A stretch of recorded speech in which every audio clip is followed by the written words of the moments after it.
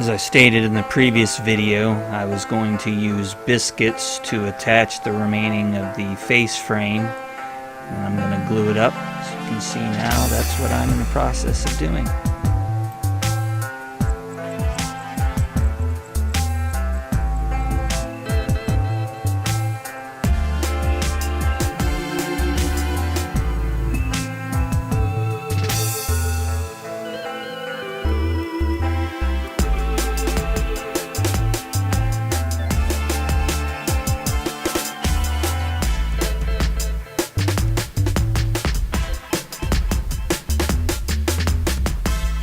Very handy to have a lot of clamps.